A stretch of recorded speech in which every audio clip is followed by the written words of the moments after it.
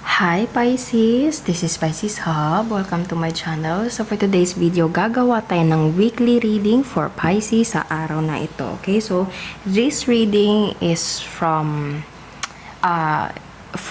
May 11 to May 17, 2026. Okay, so kung nakita mo to sa linggong ito, itong reading na ito, and mag-resonate sa'yo, this is a sign na itong reading is for you, Pisces. Okay? So, gamitin natin itong dalawang tarot card. Alamin natin kung mga posibleng mangyari, mga gabay, mensahe for Pisces from May 11 to May 17, 2026. Okay? Reminder lang na ito ay general reading po. So, pwede pong mag-resonate sa'yo, pwede pong hindi. And kahit anong araw mo ito napanood sa loob ng May 11 to May 17, basta tugma, mag-resonate, take lang, okay? And welcome po ang lahat ng gender, babae, lalaki, LGBT, ay pwede po ito sa lahat po. Kahit sino, basta tugma, mag-resonate, take lang. Okay? Shuffle muna natin to and alamin natin kung ano mga posibleng mangyari for Pisces para sa linggong ito. Mga gabay, mensahe for Pisces sa linggong ito. Any messages po for Pisces sa linggong ito? Mga gabay, mensahe, mga posibleng mangyari. Ang dami, Pisces, pero lumabas to. Okay, so there's an official person. So pwedeng you're dealing with parang respected person or professional. Okay, so ano pa? Any messages po for Pisces? Ayun, there's a privileged lady. Pwedeng ikaw to, Pisces, or you're dealing with someone na ito. Privileged lady, mature man. There's two people right here. Okay, ang bilis. So, unexpected income. And any messages pa po for Pisces? There's a message of concern. Okay, so there's a message of concern, unexpected income, mature man, and privileged lady. So, pwedeng si privileged lady ang makakatanggap ng message from this mature man. Okay, napaka-specific ng cards natin yan, Pisces. Hindi mo na siya kailangan pang i-explain masyado kasi kitang-kita nyo, Pisces, meron dalawang tao dito. It's either ikaw to or ikaw to. Take nyo lang kung kanino ka dyan, okay? Pero merong isa sa kanila, and I think si privileged lady yung makakatanggap from mature man ng ito. Okay, nakikita nyo meron siyang natatanggap, and posibleng ito ay merong connection something na pera, merong connection something na financial gift, okay, coming from someone na ano siya, as I said kanina, lumabas yung anong card na yun, nakalimutan ko yung pangalan ng card, pero that person na lumabas kanina is a respected person. So this person is like pwedeng mataas yung position niya sa trabaho, Pisces, okay? Marespeto, professional, okay? So, pwedeng you're dealing with someone na ganito po, na kumbaga nire-respeto siya sa kung anumang estado sa buhay, especially parang sa trabaho, okay? This person is such a mature,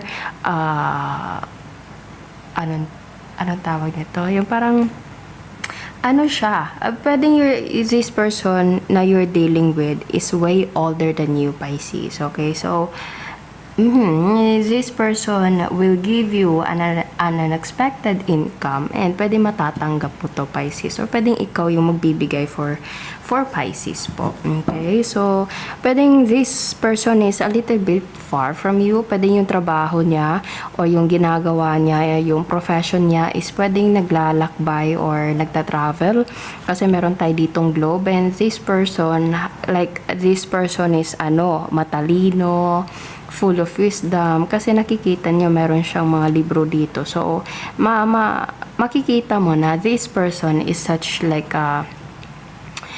mature, full of wisdom, full of life experience, and yeah, ganun, stable yung mental ng taong to, Pisces. And this person will give you something. And nakikita ka niya as someone na privilege, okay? You deserve everything na binibigay ng taong to sa'yo, Pisces, okay? Ganun, or yeah, naririnig ko yung word na nire-respeto ka ng taong to.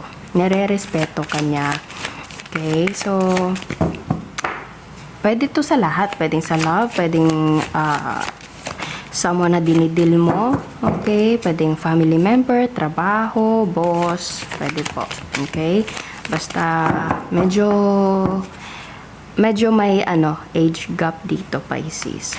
Okay, so ano pa? Any messages po for Pisces? Yes, there's a Knight of Pentacles. Meron itong ibibigay itong taong to. Medyo hindi siya ganun kabilis, pero matatanggap at matatanggap mo, Pisces, okay? Kasi nakikita nyo merong coin dito. Wait, ayan. Ayan, merong coin dito. And this Knight of Pentacles is like a slow movement card.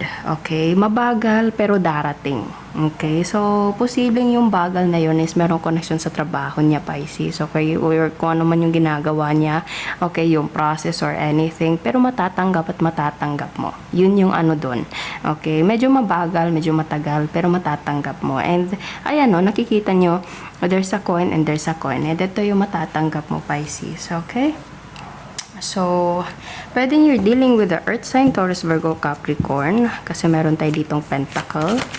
Okay. So, ano pa? Any messages po for Pisces sa araw na ito? Eight of Cups. Ayun. Biglang bawi eh. Okay. Isa pang card. Isang card pa po. Ayun.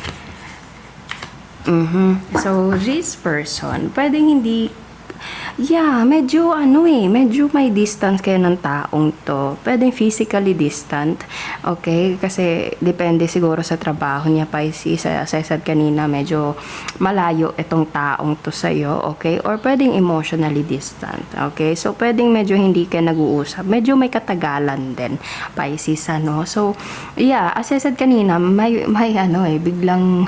biglang balik. Tama ba yung nasabi ko? Pero, kasi, kaya ko nasabi yun. Kasi meron tayo ditong 8 of Cups. Pero, nasundan agad siya ng 6 of Cups. This is a card of leaving. Okay? Leaving the situation. But at the same time, nasundan siya ng 6 of Cups, which is coming back. Okay?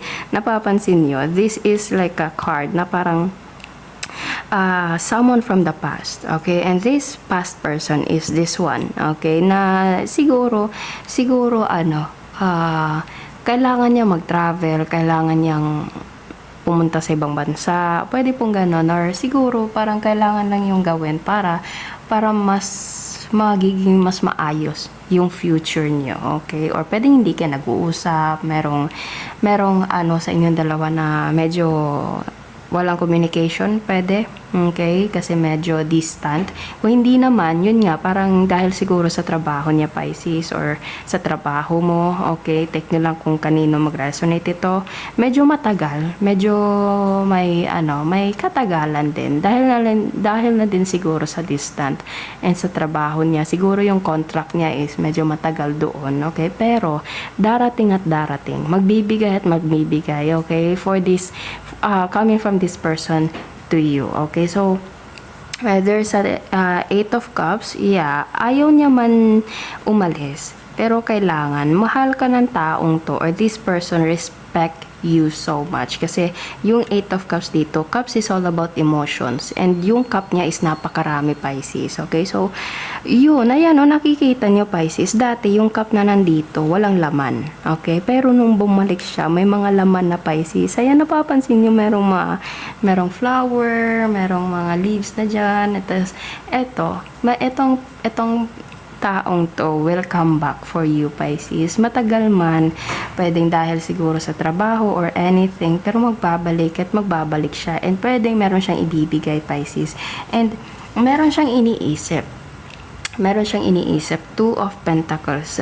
Tinitimbang niya pa kung ano yung dapat gawin. Kasi yun nga, siguro dahil na din, ang ano dito is dahil na din sa trabaho niya, Pisces, ano. Kasi nakikita nyo, sa coin na nandito, every decision is merong situation. Kung ito yung pipiliin niya, medyo mabigat, pero malaki yung reward, malaki yung outcome, malaki yung darating. Ito, medyo magaan, pero maliit lang. So, yun yung iniisip ng taong to. And this person, yeah, as a mature person, alam niya, iniisip niya ng mabuti before gawin. Ganito yung taong to. And this person will do everything for you, Pisces. Lahat ng ginagawa ng taong to is kasama ka sa plano niya. Yun yung ano dito. Okay, so ginagawa niya to, it's not because for him, but because of you. Because for you and this person, with this person, okay? Ganun yung ano dito. Kung ano man yung ginagawa ng taong to,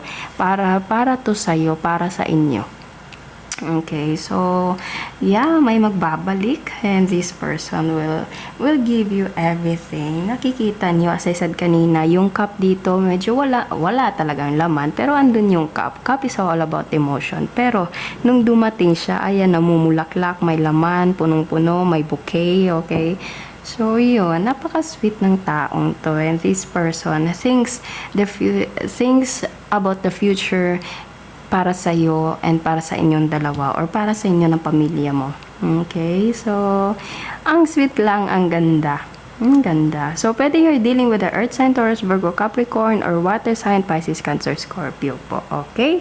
So, yun po ang ating reading for Pisces for this week for May 11 to May 17, 2026. Okay? Naway nagustuhan niyo po, Pisces. Huwag niyo po sanang kalimutan na mag-like at mag-subscribe po sa ating channel and click the bell button para ma-notify po kayo sa next videos na i-upload natin. Okay? So, thank you, Pisces, and God bless!